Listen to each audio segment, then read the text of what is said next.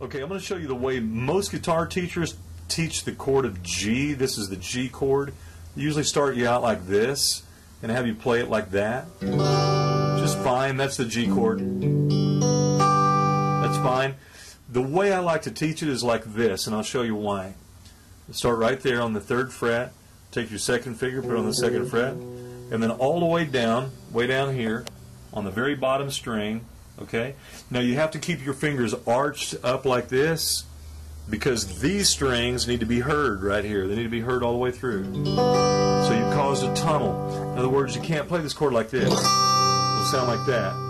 If you arch your fingers up, okay? I've got my finger way out here just holding it out of the way. Normally I would be playing like that.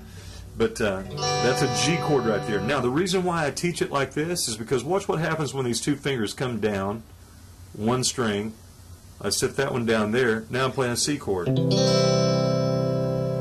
to play an F, I move it down to here. Look at those fingers. They're exactly the same as they were.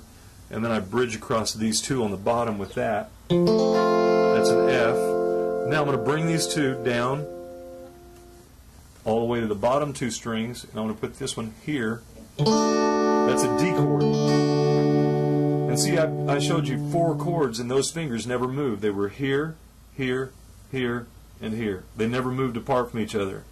Now, if I were to teach like this, you'd go from this to that. It's a lot to remember. Got to take this finger, move it all the way down here, take that one, move it down to there, take this one all the way up from here and move it to there. That's a lot to remember for a beginner. So I like to teach using these fingers all the time. Those two right there are the ones that stay together all the time. I'll go from G and just move them, each one of these down 1 string, lift that one off, put this one on the 2nd string on the 1st fret. Now I have a C chord. Now I take these two, move them down 1 string each, take this finger and bridge it across those two. That's an F chord. Now I take these two, move them all the way down to the 1st and 2nd strings on the bottom there, take this finger and put it on the 3rd string up, 3rd string up right there. And that's a D chord.